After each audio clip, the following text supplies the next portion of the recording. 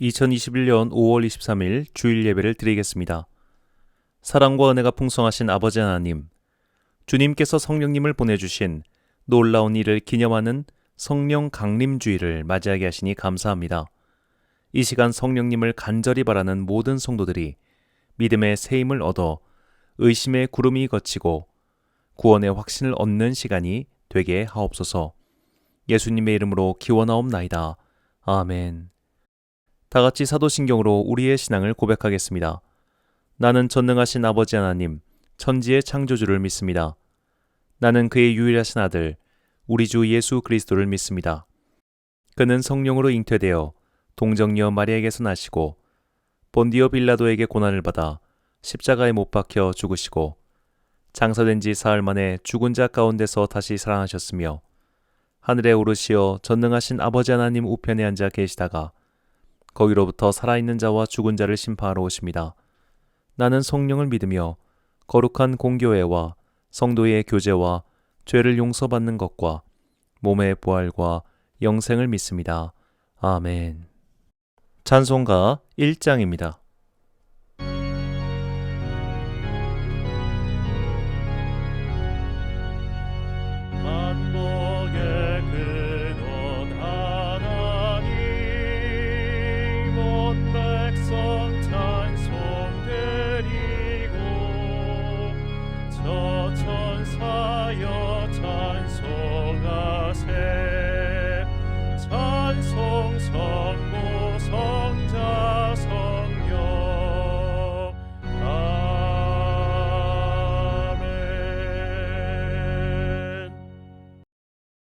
한 주간 동안 하나님과 나만 아는 죄를 고백하며 침묵으로 참회의 기도를 드리겠습니다.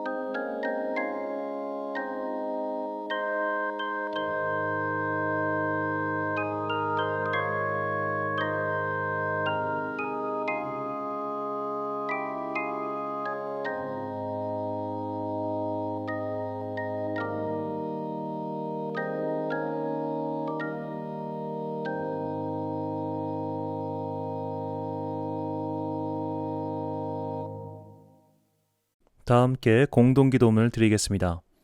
사랑과 은혜가 풍성하신 아버지 하나님, 우리는 또 정신없이 한 주를 살고 주님 앞에 나왔습니다.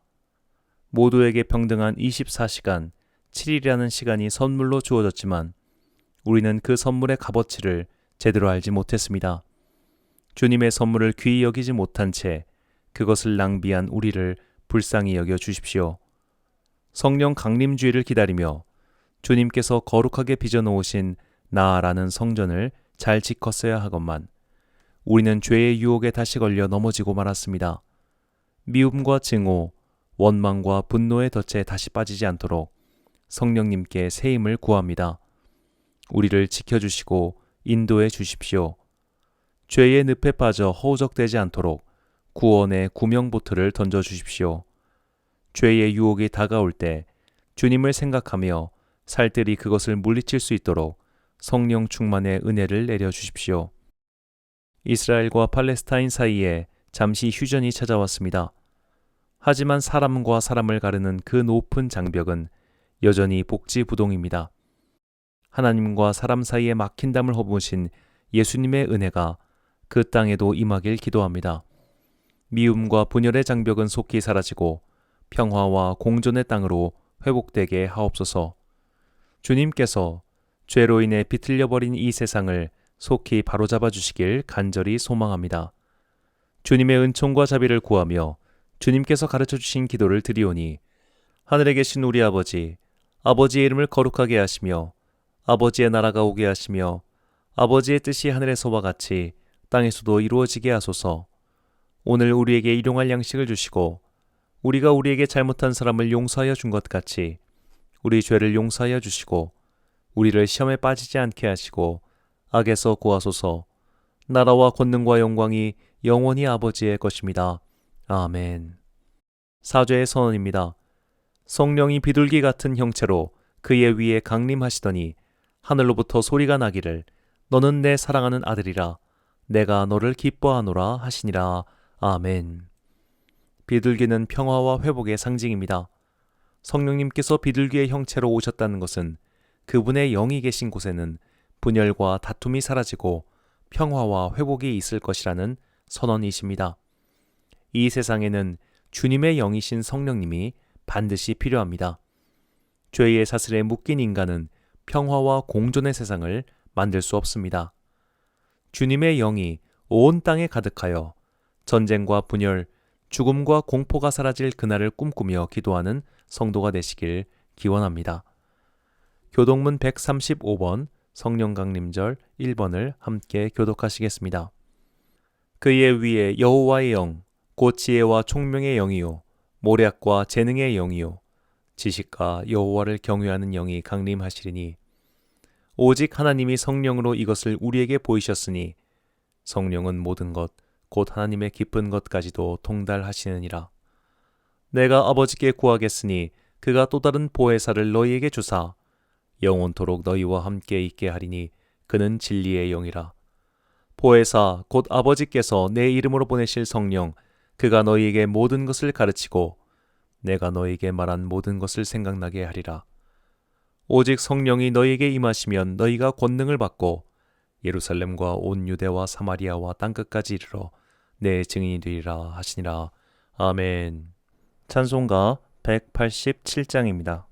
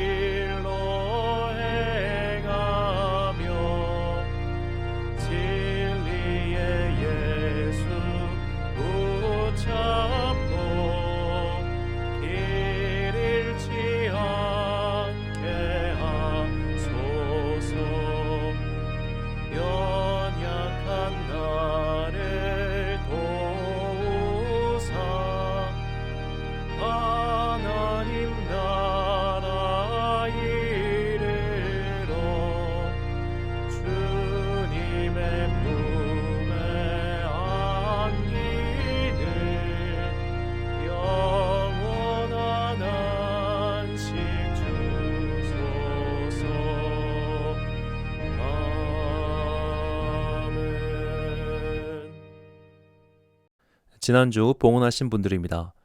목록이 많아 직분은 생략했습니다. 양해 부탁드립니다. 주정원금 김종학 집사님 가정에서 섬기셨습니다.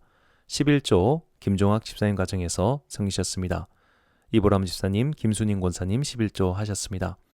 건축헌금 유수연 집사님, 김용혜 선교사님, 김용신 선교사님, 이보람 집사님 감사합니다.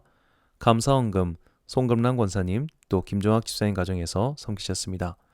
성교헌금 이 집사님 감사드립니다. 특별헌금 송 집사님 가정에서 드리셨습니다. 광고 말씀드리겠습니다. 교회 내부의 큰 공사는 모두 끝이 났습니다. 이제 남은 큰 작업은 외부에 걸릴 간판과 옥상 공사 정도입니다. 6월 첫째 주부터는 기존의 예배를 드릴 수 있도록 준비 중입니다. 또한 내부 정리를 계속 진행 중에 있습니다. 6월 달에는 아름다운 성전에서 또한 멀리 계신 성도님들과 영상으로 찾아뵐 수 있도록 준비 중이오니 계속 기도로 동참해 주시길 부탁드립니다. 드린 예물 위하여 봉헌 및 목회기도 드리겠습니다. 사랑과 은혜가 풍성하신 아버지 하나님, 그저 모여서 예배드리고 싶었을 뿐입니다. 그저 소리 높여 찬양하고 싶었을 뿐입니다. 그저 주님께 오롯이 기도드릴 공간이 필요했을 뿐입니다. 이 단순한 소망에 이토록 놀랍고도 신비하게 응답해 주시니 너무나 감사합니다. 저희가 무엇이길래 주님께서 이토록 큰 은혜를 주시는지 알 수가 없습니다. 죄 많은 우리가 모여 주님께 그저 예배드릴 뿐이오니 우리를 어여삐 여겨 주옵소서.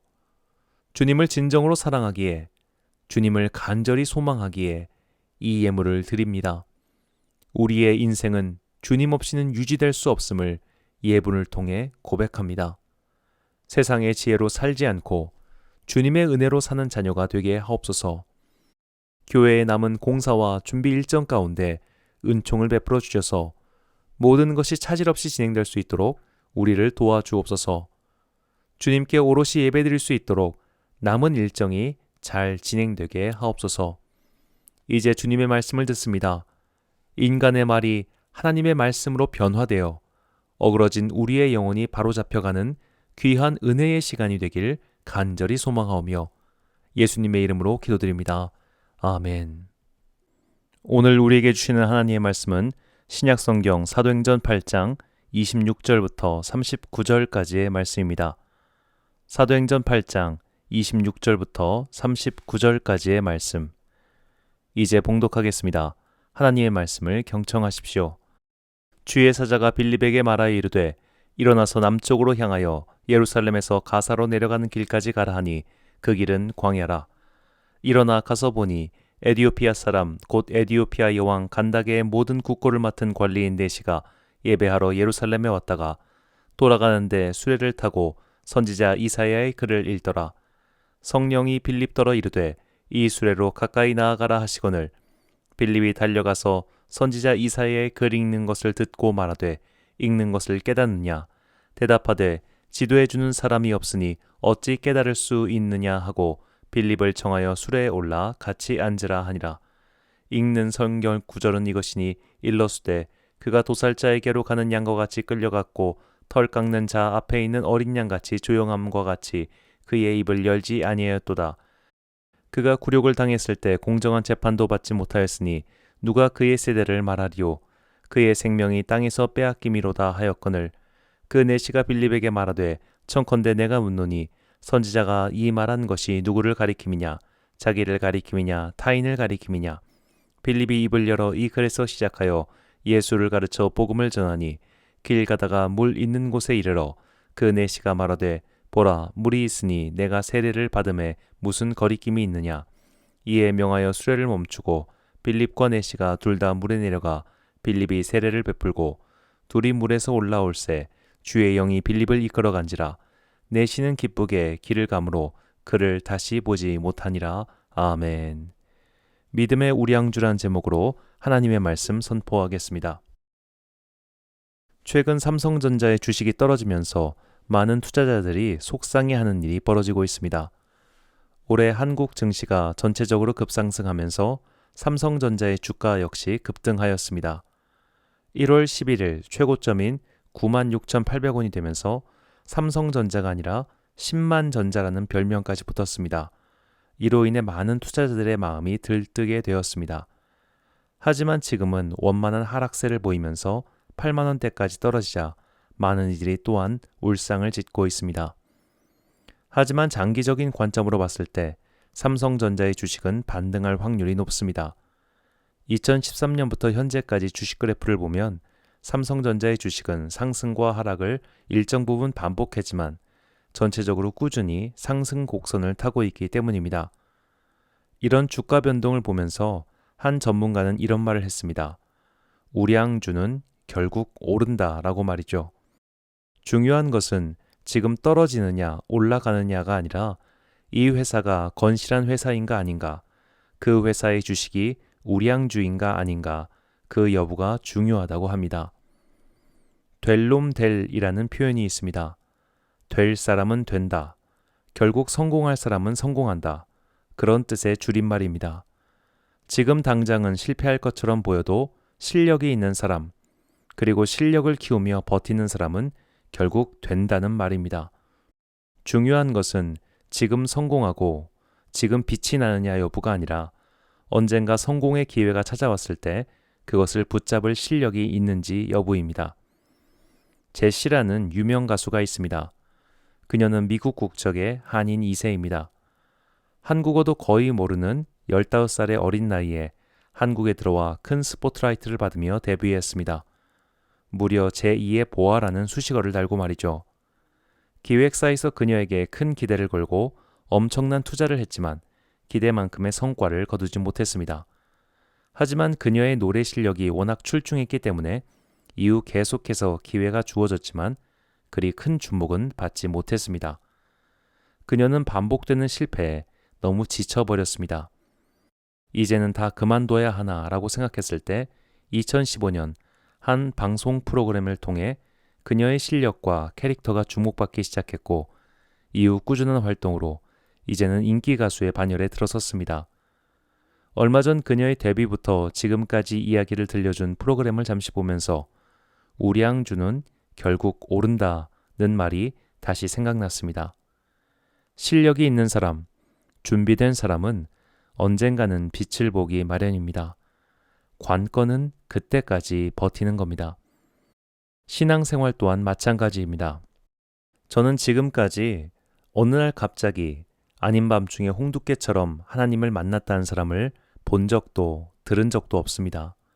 어떤 책에서도 어떤 신앙인들의 전기에서도 그냥 대충대충 살고 있었는데 어느 날 갑자기 빛이 쏟아지고 음성이 들려서 하나님을 만났다는 사람은 본 일이 없습니다. 하나님을 만난 사람들은 기존의 신앙인이든 그렇지 않은 사람이든 분명히 어떤 계기를 통해서 움직이다가 하나님을 만났습니다. 여기서 하나님을 만났다는 말은 신앙의 체험을 가리킵니다.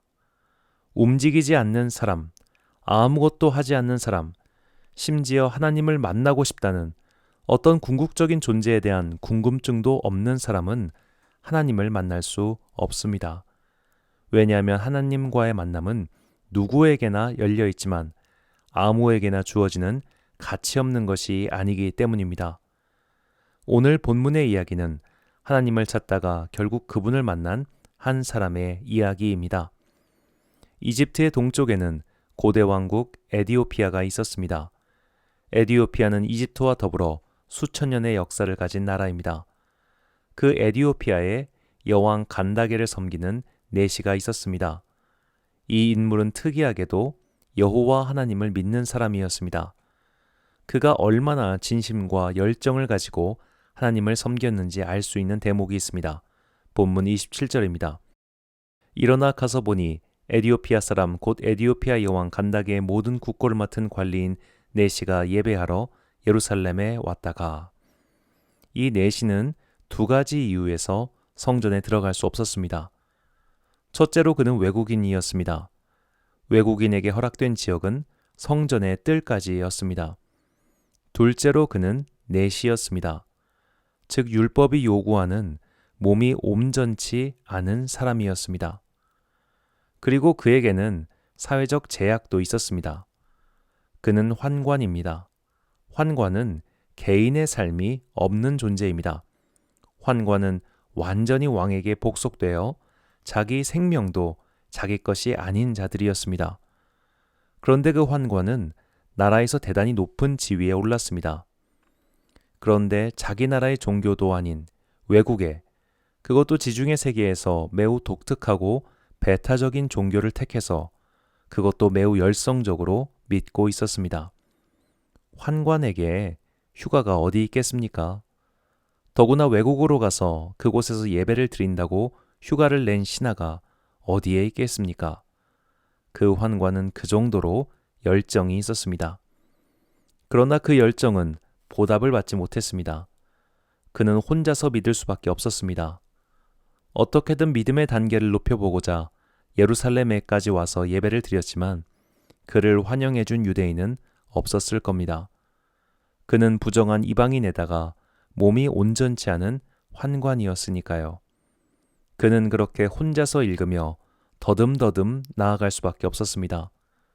하나님께서 그의 열정에, 그의 노력에, 그의 끈질긴 믿음에 응답해 주셨습니다. 본문 26절입니다. 주의 사자가 빌립에게 말하여 이르되 일어나서 남쪽으로 향하여 예루살렘에서 가사로 내려가는 길까지 가라 하니 그 길은 광야라. 주의 사자, 즉 성령님께서 빌립을 시켜 유다 광야로 가게 하셨습니다. 빌립은 영문도 모른 채 광야를 향해 갔습니다. 광야는 사람이 없어서 광야입니다. 사람도 없을 광야에 빌립을 보내신 겁니다. 그리고 그곳에서 에디오피아로 내려가는 환관 일행을 만난 것입니다. GPS도 없고 내비게이션도 없고 핸드폰도 없는 시대에 광야길에서 사람을 만난다는 것 자체가 기적 아니겠습니까? 하나님께서는 그렇게 그 환관의 갈급한 마음에 응답해 주셨습니다. 본문 30절과 31절입니다. 빌립이 달려가서 선지자 이사야의 글 읽는 것을 듣고 말하되 읽는 것을 깨닫느냐? 대답하되 지도해 주는 사람이 없으니 어찌 깨달을 수 있느냐 하고 빌립을 청하여 수레에 올라 같이 앉으라 하니라. 아멘. 31절에 지도하라라고 번역한 헬라어는 호데게오입니다. 이 단어는 신약 성경에서 5번밖에 쓰이지 않은 단어입니다. 이 단어는 이끌고 가다, 인도하다, 안내하다는 뜻입니다. 환관에게는 그냥 단순히 말로써 가르쳐주는 것이 아니라 구체적인 본을 보여주면서 인도해주는 사람이 필요했습니다. 그는 우리식으로 말하면 초신자입니다. 열정도 있었고 열심히 성경도 읽었지만 그렇게 해서는 한 단계 더 성장할 수 없었습니다. 이 환관의 마음을 상상해 보십시오. 에디오피아에서 예루살렘까지 그 먼 길을 다녀오는 길입니다. 정말 어렵게 왕에게 허락을 받아서 거기까지 갔습니다. 그런데 지도해 줄 사람, 인도해 줄 사람을 만나지 못했습니다. 어쩌면 그는 예루살렘에서 되려 냉대를 받고 상처받은 마음으로 돌아오는 길이었는지도 모릅니다. 그러나 하나님께서 빌립을 보내주셨고 빌립을 통해서 그는 복음을 듣고 세례를 받았습니다. 본문 35절과 36절입니다. 빌립의 입을 열어 이 글에서 시작하여 예수를 가르쳐 복음을 전하니 길 가다가 물 있는 곳에 이르러 그 내시가 말하되 보라 물이 있으니 내가 세례를 받음에 무슨 거리낌이 있느냐. 아멘. 환관은 믿음의 우량주와 같은 신앙인이었습니다. 그에게는 너무나 많은 장벽이 있었지만 포기하지 않았고 계속 하나님을 찾았습니다. 마침내 그의 열정은 응답받았고 그는 너무나 기쁜 마음으로 고향에 돌아갔습니다. 본문 39절입니다. 둘이 물에서 올라올새 주의 영이 빌립을 이끌어간지라 내시는 기쁘게 길을 가므로 그를 다시 보지 못하니라. 아멘. 여기서 다시 보지 못하니라 란 표현에 주목해야 합니다.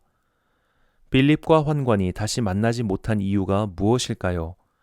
이 말은 그 환관이 다시 예루살렘에 방문하지 않았다는 것을 뜻합니다. 이제 그에게는 예루살렘을 다시 갈 이유가 없었습니다. 그는 세례를 받고 새로운 생명으로 거듭났습니다. 예수님의 영이신 성령님의 인도를 받는 사람이 되었다는 뜻입니다. 그렇기 때문에 예루살렘 성전이라는 지역과 관습에 묶인 유대인들처럼 살 필요가 없었습니다. 하나님을 찾는 사람은 반드시 그분을 만나게 될 것입니다. 그리고 그분을 만나면 우리의 삶에는 분명한 변화가 일어납니다. 그런데 하나님을 만나는 것에 대해서 매우 단편적으로 이해하는 분들이 계십니다. 하나님을 만나면, 즉 하나님의 영이신 성령님을 만나면 반드시 방언 등의 외적 은사를 얻게 된다는 생각 말입니다. 이런 것을 소위 불세례라고 합니다. 물로 받는 세례는 교인이 되었다는 외적 증표이고 성령의 불세례를 받으면 내적인 확신, 즉 구원의 확신이 생기며 외적 은사로 나타나게 된다는 말이죠. 이렇게 말씀하시는 분들은 사도행전에 나타난 마가의 다락방 사건을 그 근거로 제시합니다. 사도행전 2장 2절부터 4절까지 말씀입니다. 호련히 하늘로부터 급하고 강한 바람 같은 소리가 있어 그들이 앉은 온 집에 가득하며 마치 불의 혀처럼 갈라지는 것들이 그들에게 보여 각 사람 위에 하나씩 임하여 있더니 그들이 다 성령의 충만함을 받고 성령이 말하게 하심을 따라 다른 언어들로 말하기를 시작하니라. 아멘. 그래서 특별히 순복음 교단에 속하신 분들은 이러 외적 은사를 사모하고 이것을 받아야 한다고 가르치십니다. 완전히 틀린 말은 아니지만 모두 다 이런 것도 아닙니다. 하나님의 영이신 성령님을 확실히 만난 신앙의 위인 가운데 존 웨슬리라는 분이 계십니다. 이분은 영국 성공의 사제인 아버지를 두었고 본인도 옥스퍼드에서 공부하고 사제가 된 사람입니다. 웨슬리는 감리교회와 성결교회의 창시자로 추앙받고 있는 분명히 훌륭한 신앙인이며 하나님의 사람입니다. 우리는 그가 하나님을 만난 구원의 확신을 얻고 성령님을 체험한 사건을 통해서 하나님을 만나 변화된다는 것이 무엇인지 중요한 깨달음을 얻을 수 있습니다. 웨슬리는 모태신앙인으로 어릴 적부터 사제인 아버지와 훌륭한 신앙인인 어머니를 통해서 신앙의 훈련을 받았습니다. 그의 신앙 훈련은 대학생 시절에도 변함이 없었습니다. 그의 주변 사람들은 너무나 꽉 막힌 듯한 그의 신앙생활을 보면서 쟤는 융통성이 없는 방법론자야라는 비아냥 섞인 별명을 붙여줬습니다. 이 방법론자라는 영어 단어 메소디스트가 감리교회의 이름이 되었습니다. 그는 이렇게 철저한 신앙인이었습니다. 대학교를 졸업하고 사제가 된 웨슬리는 미국 조지아주에 부임하였습니다. 그곳에서 그는 열정적으로 목회 활동을 펼쳤지만 큰 실수를 저질러 결국 그곳에서 쫓겨나고 말았습니다. 그는 야반 도주하듯 미국을 떠났고 큰 실망감과 좌절을 맛본 채 영국으로 돌아왔습니다. 웨슬리는 모든 의욕을 상실한 채 앞으로 사제 활동을 계속할 힘도 열정도 없었습니다. 그때 그에게 손을 내밀어준 사람들이 모라비안 공동체 또는 헤르누트 공동체라고도 불리는 사람들이었습니다. 그들은 웨슬리에게 자신들의 독서 모임에 참석할 것을 권유했습니다. 웨슬리는 당장 할 일도 없었기 때문에 그 독서 모임에 참석했습니다. 하지만 그 독서 모임이 웨슬리에게 당장의 힘을 주진 않았습니다. 인생에서 가장 큰 좌절을 맛본 사람이 책 조금 읽는다고 갑자기 힘이 날 리가 없지요. 1738년 5월 24일 저녁, 웨슬리는 그날 저녁도 아무런 기대감 없이 터벅터벅 공동체의 모임이 있는 올더스게이트의 거리를 걸었습니다. 나는 왜 여기에 가는 것일까? 나는 앞으로 어떻게 살아야 하나? 나는 이 일을 계속할 수 있을까 등등 온갖 상념에 사로잡힌 채 그는 목적지까지 걸었습니다. 그리고 그 독서 모임에 들어섰을 때 그들은 마침 마르틴 루터의 로마서 강의 서문을 읽고 있었습니다. 저녁 9시 15분경 모라비안 교도들은 그리스도 안에 있는 믿음을 통하여 하나님께서 마음의 변화를 일으키시는 일을 설명하고 있었습니다. 그때 웨슬리는 이상하게 마음이 뜨거워졌습니다. 갑자기 그의 안에서 어떤 깨달음이 생겼습니다. 그리스도 예수께서 죄와 사망의 법에서 자신을 건져내셨다는 구원의 확신이 그때 생겼습니다. 이후 웨슬리는 유명한 표어인 세계는 나의 교구다라는 말처럼 평생을 복음 전도자로 살았습니다. 그가 생전 말을 타고 복음 전도를 다닌 거리가 80만 킬로미터라고 하니 얼마나 대단한 열정으로 평생 살았는지 짐작할 수 있습니다. 역사가들은 이것을 웨슬리의 회심이라고 말합니다. 웨슬리 본인도 표현하기를 이날 전까지는 자신은 그리스도인이 아니었다고 말할 정도입니다. 그의 나이 36살 때의 일입니다. 우리는 이 점을 주목해서 봐야 합니다. 성령 체험 이전에도 웨슬리는 성공의 사제였습니다.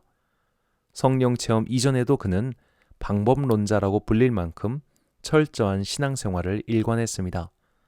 성령 체험 이전에도 그는 성경에 능통했으며 열정적인 사역자였습니다.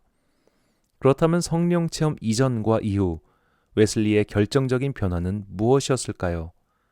외적인 변화는 사실 없었습니다. 단지 그의 내면이 바뀌었을 뿐입니다. 성령 체험 이전 웨슬리의 신앙은 물려받은 신앙이었습니다. 그의 아버지와 어머니가 가르쳐준 대로 살았고 누군가가 이끌어주는 대로 살았습니다. 위대한 선배들이 그의 길라잡이였고 상급자의 명령이 그가 갈 길이었습니다. 그러나 성령 체험 이후 그는 성령님께서 이끄시는 삶을 살았습니다. 외적으로는 똑같은 사제였지만 내적 동기가 완전히 바뀐 것입니다. 이것도 회심입니다. 성령 체험, 구원의 확신, 회심은 예수님을 믿지 않던 사람이 어느 날 갑자기 예수님을 믿게 되는 것만을 말하지 않습니다. 이것은 마치 분명히 우량주인데 뜨지 않던 회사가 어느 날 기회를 잡아 부상하는 것과 외적으로 비슷합니다. 그 회사는 이전에도 똑같은 일을 하고 있었습니다. 그러나 기회가 오지 않았고 점점 침울해졌죠. 하지만 성공의 기회를 얻어서 큰 힘을 얻은 겁니다. 신앙인의 회심도 마찬가지입니다. 성령 체험을 했다고 해서 갑자기 예배가 변화하지 않습니다. 성령 체험을 했다고 해서 갑자기 내 삶 그 자체에 엄청난 변화가 일어나는 것도 아닙니다. 나는 여전히 이전의 나와 같은 모양입니다. 하지만 내면이 바뀌었습니다. 내면의 동기가 완전히 다른 것이 됩니다. 그러면서 점차 내 삶도 주님 닮은 삶으로 변화합니다. 이것이 성령 체험입니다. 그런데 성령 체험에 대해서 매우 편협한 이해를 가진 이들은 특별히 은사를 받으려고 합니다. 예언이든 방언이든 치유이든 그렇게 외적으로 확연히 구분된 어떤 은사를 받으려고 합니다. 이것은 성령님을 만나는 사건에 대해서 큰 오해를 함과 더불어 자신의 만족을 위해서 성령님을 만나려 하기 때문입니다. 성령님을 만나고 변화되는 것에 대해서 큰 오해를 한 사람의 이야기가 성경에 나옵니다. 사마리아에 살던 마술사 시몬입니다. 그가 얼마나 대단한 마술사였는지 사람들은 그의 능력이 하나님에게서 비롯되었다고 말하며 그에게 큰 사람, 위대한 사람이라는 별명까지 지어줬습니다. 그런데 빌립이 사마리아를 방문해서 사람들에게 복음을 전파하고 세례를 주자 놀라운 표적과 능력이 일어났습니다. 시몬도 그에 놀라며 세례를 받고 빌립을 쫓아다닙니다. 사도행전 8장 13절입니다. 시몬도 믿고 세례를 받은 후에 전심으로 빌립을 따라다니며 그 나타나는 표적과 큰 능력을 보고 놀라니라. 2일 후에 예루살렘에서 베드로와 요한이 왔고 그들이 안수하자 사람들이 성령님을 받기 시작합니다. 그 놀라운 모습을 본 마술사 출신 시몬이 베드로에게 다음과 같이 행동합니다. 8장 18절에서 19절입니다. 시몬이 사도들의 안수로 성령 받는 것을 보고 돈을 들여 이르되 이 권능을 내게도 주어 누구든지 내가 안수하는 사람은 성령을 받게 하여 주소서 하니, 시몬은 세례도 받았고 빌립을 전심으로 뛰어다녔지만 그는 여전히 외적인 기적, 능력에 더 관심이 있었습니다. 자신도 큰 사람이라는 병명을 얻을 만큼 대단한 마술사였지만 지금 저 빌립이라는 사람, 베드로라는 사람, 즉 예수를 믿는다고 하는 사람들은 나보다 더 대단한 마술사 이름이 틀림없어. 어떻게든 저 능력을 얻어보자 라고 생각했습니다. 이것은 마치 어떤 무당이 아무리 생각해봐도 여호와라는 신이 내가 모시는 신보다 강하니 앞으로 여호와 신을 모시고 굿을 해야겠다 라고 하는 것과 다를 것이 없습니다. 고린도 교회 사람들도 이런 잘못된 생각을 갖고 있었습니다. 그들은 자랑하기 위해 은사를 구했습니다. 그렇게 겉으로 나타나는 분명한 표징이 있어야 한다고 말했고 그것을 받은 사람은 교회의 질서 따위는 아랑곳하지 않고 자기 자랑하기 바빴습니다.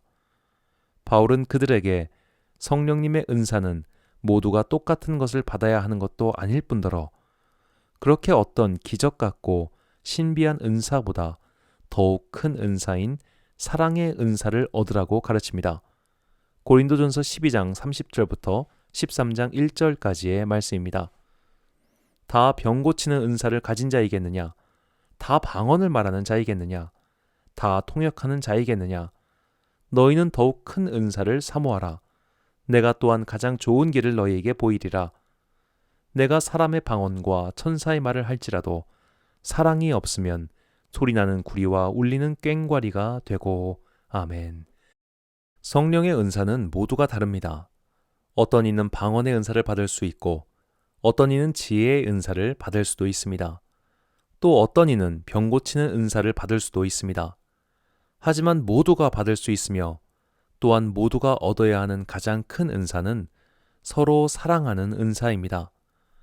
하늘의 언어라는 방언으로 기도하는 자가 남들을 가장 하찮게 여기고 입에 독설이 가득한 자라면 그가 받은 은사가 정녕 성령님께서 주신 은사일까요? 가장 좋은 길은 사랑의 은사이며 이 좋은 길을 갈 수 있도록 우리의 마음을 붙잡으시고 인도해 주시는 분이 바로 성령님이십니다. 요한복음 16장 13절입니다. 그러나 진리의 성령이 오시면 그가 너희를 모든 진리 가운데로 인도하시리니 그가 스스로 말하지 않고 오직 들은 것을 말하며 장래일을 너희에게 알리시리라.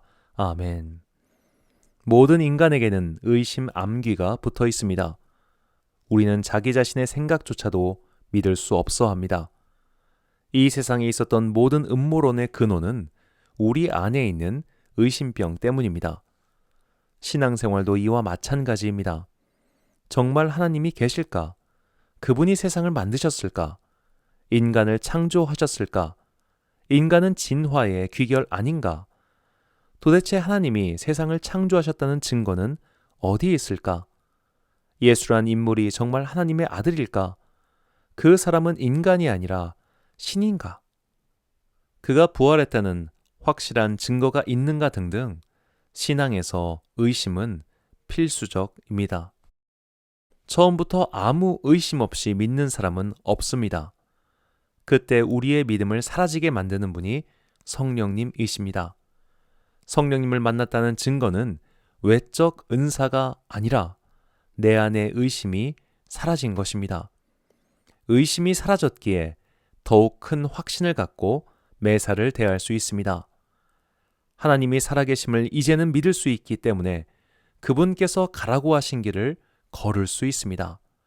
사랑과 나눔, 봉사와 희생의 길을 이제는 의심하지 않고 걸을 수 있는 겁니다. 이렇게 성령님은 우리에게 의심하지 않는 힘을 주시고 그 힘을 얻은 우리는 이전과 같은 길을 걷더라도 더욱 힘차게 그 길을 걷게 됩니다.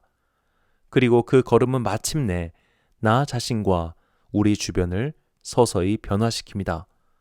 성령님과의 만남은 믿음의 우량주에게 주시는 하나님의 보증입니다. 에베소서 3장 16절부터 19절까지의 말씀입니다.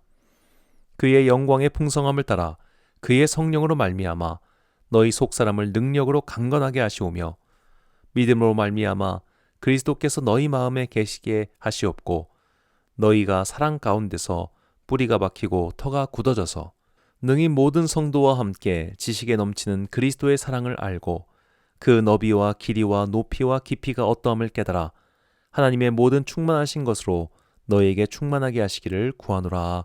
아멘. 사랑하는 성도 여러분, 그리고 이 예배를 함께 드리시는 귀한 주님의 자녀 여러분, 오늘은 주님께서 약속하신 선물인 성령님께서 오신 것을 기념하는 성령 강림 주일입니다.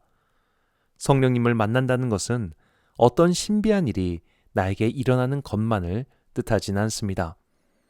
방언을 해야 성령님을 만난 것이다. 예언을 하면 확실히 만난 것이다 라는 소리는 우리에게 잘못된 만남을 종용할 뿐입니다. 성령님을 만나면 우리 안에 믿음의 확신이 점점 쌓여갑니다. 의심 암기가 조금씩 물러갑니다. 의심이 사라지니 행동이 바뀌고 행동이 바뀌니 삶이 바뀌고 삶이 바뀌니 주변이 변하게 됩니다. 이 만남은 간절히 원하는 자에게 주시는 선물입니다. 원치 않는 만남은 서로를 불편하게 만들죠. 성령님을 만나기 원치 않는 사람에게 그분이 찾아오실 리 만무합니다. 아직 믿음에 의심이 있다면 성령님께 기도하십시오. 더 이상 의심에 발목이 잡혀 한 걸음도 나아가지 못하는 절름발이 신앙인이 아니라 전진할 수 있도록 성령님을 구하십시오. 또 기도하시고 말씀을 읽으시고 설교를 들으시고 힘을 내어 예배를 드리십시오. 아무에게나 뿌리는 가치 없는 선물이 아니기 때문에 우리는 힘써 성령님을 구해야 합니다. 우량주는 언젠가 오르기 마련입니다. 믿음의 우량주 또한 언젠가 성령님을 만나고 변화받아 하나님의 도구가 될 수 있습니다.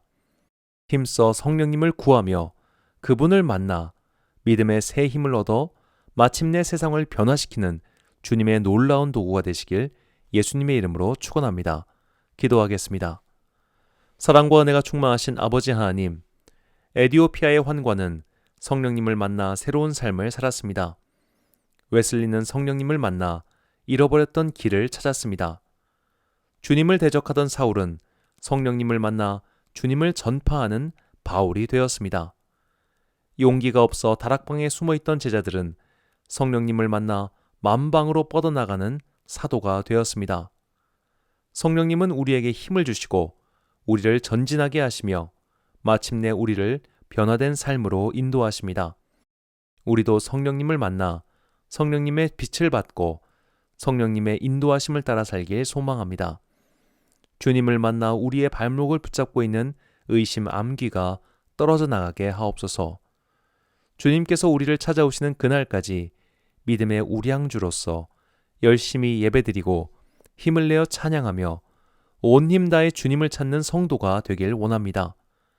하늘의 문을 두드리는 자들에게 그 문을 열고 성령님의 은총을 내려줄 줄 믿습니다.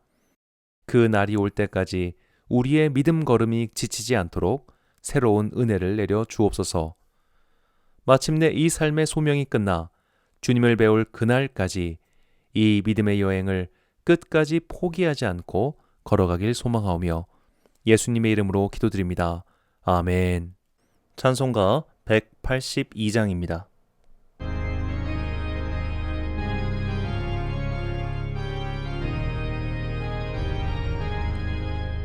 강물같이 흐르는 기쁨 성령 강림함이라. 정결한 맘 영원하도록 주의 거처 되겠네. 주님 주시는 참된 평화가 내 맘속에 넘치네. 주의 말씀에 거센 풍랑도 잠잠하게 되도다. 나의 생명 소생케 됨은 성령이 하심이라. 모든 의심 슬픔 사라져 주의 평강 넘치네. 주님 주시는 참된 평화가 내 맘속에 넘치네. 주의 말씀에 거센 풍랑도 잠잠하게 되도다. 하늘에서 밤비 내리고 햇빛 찬란함같이 우리 맘에 성령이 많이 주님 보내심이라. 주님 주시는 참된 평화가 내 맘속에 넘치네. 주의 말씀에 거센 풍랑도 잠잠하게 되도다. 생명신에 넘쳐 흘러서 마른 광야 적시니 의의 열매 무르익어서 주수를 기다리네. 주님 주시는 참된 평화가 내 맘속에 넘치네. 주의 말씀에 거센 풍랑도 잠잠하게 되도다. 놀라우신 주의 은혜로 그의 얼굴 뵙겠네.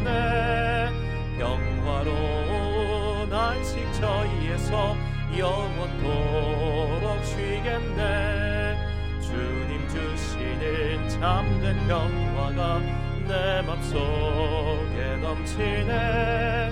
주의 말씀에 거센 풍랑도 잠잠하게 되도다. 파송의 말씀 선포하겠습니다.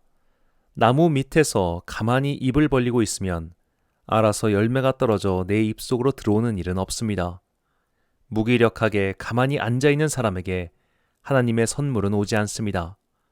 움직이십시오. 갈망해 보십시오. 그분을 열망해 보십시오. 그렇게 믿음의 우량주로 남아있기 위해 발버둥 치고 있을 때 어느샌가 성령님께서는 우리의 등 뒤로 다가와 따뜻한 손으로 우리를 안아주실 겁니다. 그날을 바라며 기도하고 찬양하고 예배드리는 성도들이 되시길 주님의 이름으로 축원합니다. 축도로 예배를 마치겠습니다. 지금은 우리 주 예수 그리스도의 은혜와 하나님 아버지의 크신 사랑과 성령님의 교통하심이 오직 주님을 바라며 또 주님의 영이신 성령님을 바라며 오늘도 기도하고 찬양하고 예배드리는 모든 성도들 머리머리 위에 지금토록 영원까지 함께 하시기를 간절히 축원하옵나이다. 아멘.